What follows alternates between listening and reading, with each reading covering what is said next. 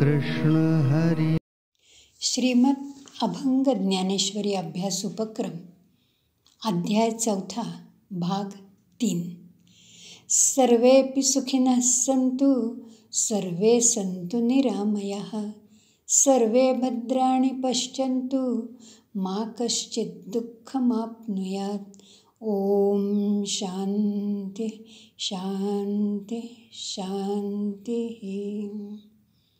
पूज्य स्वामी स्वरूपानंद यांच्या चरणी नतमस्तक होऊन त्यांचे आशीर्वाद घेऊयात.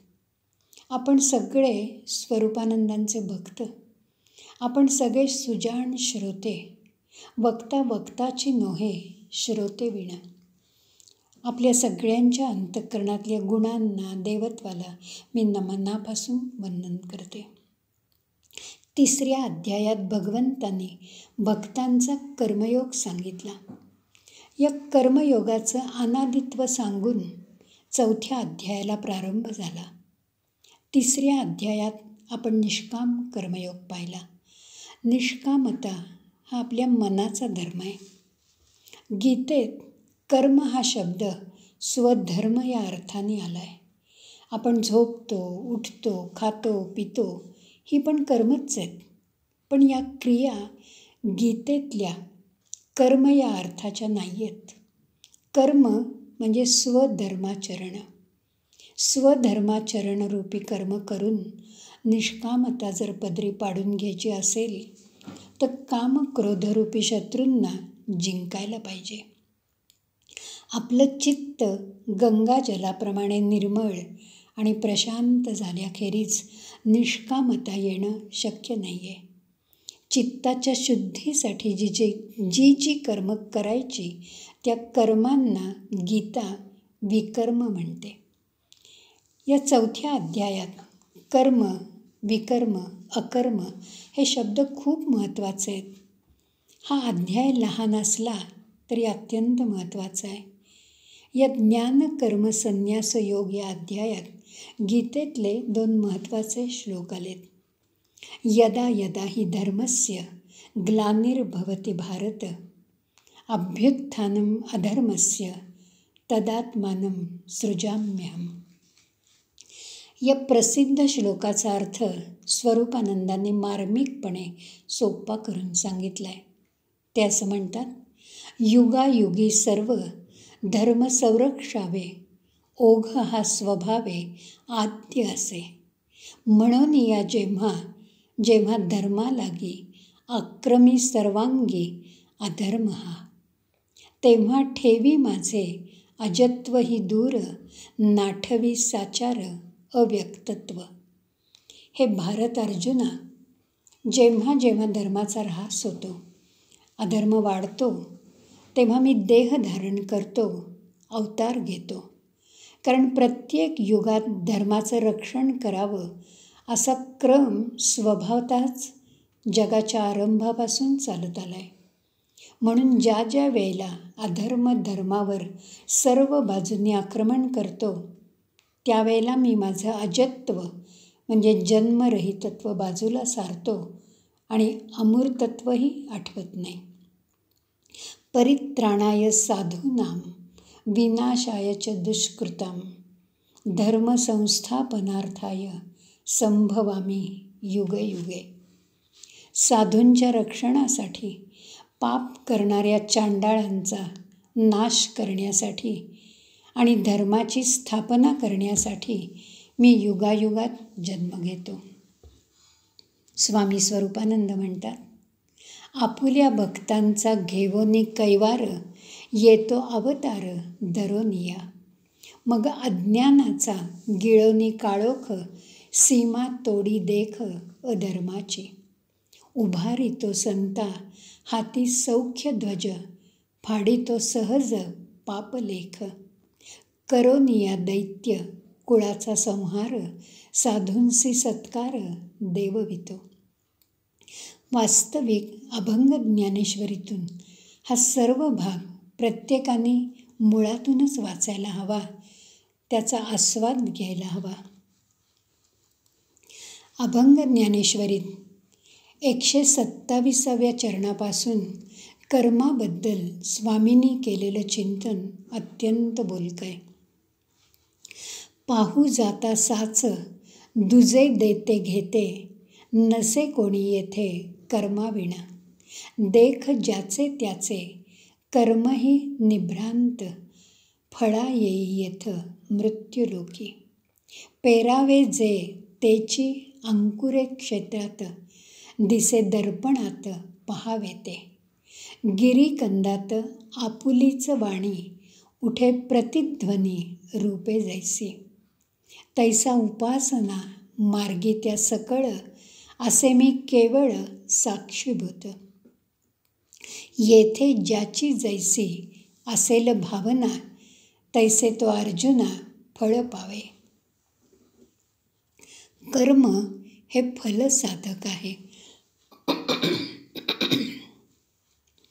जसं शेतात पेरावं तेच उगवतं, डोंगराच्या तळाशी जे बोलावं त्याचा तसाच प्रतिध्वनी उठतो. जशी उपासना तसं त्याचं फळ, हा सिद्धांत इथे सांगितला आहे. भगवंत अर्जुनाला सांगतात की गुणकर्माप्रमाणे मी 4 वर्णांचे लोक निर्माण केलेले आहेत. मी व्यवहारदृष्ट्या त्याचा कर्ता असलो तरी परमार्थदृष्ट्या मी अकर्ता आणि अविनाशी आहे. कुठलंही कर्म मला लिप्त करत नाही, कारण मला कर्मफलाविषयी आसक्तीच नाही. अशा प्रकारे जो मला जाणतो तो कर्मापासून बंधन पावत नाही. माझं कर्तृत्व जाणिले हे ज्याने, कर्माची बंधने नाही त्याला. ज्याच्या ठाई नाही कर्माचा विषाद, तरी फलास्वाद नसे चित्ती. देह अहंभाव सोडोनी संपूर्ण, आशा ओवाळून टाकून या. म्हणून या पार्था सर्वथा तो मुक्त, कर्मातीत ओळखावा. असोनी सगुण होय गुणातीत, संशय तो येथ नसे काही. निष्काम कर्म मोक्षाला कारण होतात, हा महत्त्वाचा विचार समजून गेला पाहिजे. कर्माची व्याप्ती अत्यंत दुर्बोध आहे. कर्म म्हणजे काय हेच मुळात जाणून घ्यायला पाहिजे. विकर्म आणि निषिद्ध कर्म कशाला म्हणतात याची जाणीव पाहिजे. भगवंत अर्जुनाला सांगतात, ज्याच्यासह हे जग संभवते ते कर्म आहे. हे सहज कर्म समजून विचारपूर्वक करायला हवं. वर्णाश्रमाला जे योग्य आणि विहित जे विशेष कर्म आहे, पण ते उपयुक्ततेसह निश्चितपणे ओळखून करायला हवं. ज्याला निषिद्ध कर्म म्हणतात तेही यथार्थ स्वरूपाने समजून घ्यायला पाहिजे. कर्म, विकर्म, अकर्म यांचं यथार्थ स्वरूप जाणूनच कर्म करावं. ही गोष्ट अत्यंत महत्त्वाची आहे. ही गोष्ट जाणून विचारपूर्वक विवेकबुद्धीने कर्म केलं तर माणूस कधीही बद्ध होत नाही. कर्माची व्यापकता प्रचंड आहे. ती जाणून घेऊन कर्म करणारा ज्ञानी समजावा. कर्म करताना जो केवळ कर्तव्य बुद्धीचा विचार करतो तो खरा ज्ञानी. अशा ज्ञानी माणसाच्या अंगी निष्कर्मपणा मुरलेला असतो. हा अवघड विषय स्वामी स्वरूपानंदांनी चरण 160 पासून सहज, सुलभ तरी अर्थवाही करून आपल्याला सांगितलाय. तो प्रत्येकाने शांतपणे मुळातनं वाचून समजून घ्यायला पाहिजे. कर्म करताना कर्तृत्वाचा अहंकार आणि फलाची आसक्ती सोडली तर ती कर्म कधीही बाधत नाहीत. कर्म करताना अशी भावना ठेवता यायला पाहिजे, निष्काम कर्मचरण, कर्तव्याचं पालन करणं ही गोष्ट सगळ्यात महत्त्वाची आहे. कर्मयोगात सकाम कर्माला अजिबात स्थान नाही. सर्व कर्म टाकून देणं, न करणं म्हणजे कर्मसन्यास नाही. जो फलाची अपेक्षा न करता शुद्ध बुद्धीने कर्म करतो तो खरा कर्मयोगी. तो बाह्यतः कर्म करताना दिसला तरी त्याच्यासाठी कर्म ब्रह्म असतं. त्यांनी कर्म केलं तरी ते नैष्कर्मच असतं. हा अत्यंत मौलिक विचार या 4थ्या अध्यायात आलेला आहे. भगवंतांनी स्वतःची ओळख विसरून गेलेल्या, आपल्या जीवित कार्याकडे पाठ फिरवलेल्या, स्वधर्म म्हणजे स्वकर्तव्याचा विसर पडलेल्या अर्जुनाला जो उपदेश केला आहे तो आपल्या सगळ्यांसाठी महत्त्वाचा आहे. त्यामुळे आपल्या दैनंदिन जीवनात त्याचा कसा उपयोग होईल याचा विचार करणं महत्त्वाचं आहे. प्रत्येकाने आपलं कर्तव्य कर्म पार पाडताना हे सारं भगवंताच्या इच्छेने घडतं ही भावना मनात ठेवणं अत्यंत आवश्यक आहे. मोहाचा नाश करताना त्याचा विचार तत्वदृष्ट्या आणि ज्ञानदृष्ट्या केला पाहिजे. कर्तेपणाच्या भावनेने असमाधान उत्पन्न होतं. कर्ता परमात्मा आहे हा विचार पक्का झाला की कर्माचं सुखदुःख संपून जातं. जीवनात शुद्ध कर्माचं आचरण, त्या कर्मामागची कर्तव्याची, स्वार्थत्यागाची, समर्पणाची भूमिका अत्यंत महत्त्वाची आहे. विहित कर्म म्हणजे आपल्या वाट्याला आलेली कर्म सहज सुंदर कौशल्याने करताना केवळ स्वतःच्या सुखाचा विचार न करता व्यापक विचार करायला पाहिजे. कर्म तन्मयता महत्त्वाची आहे.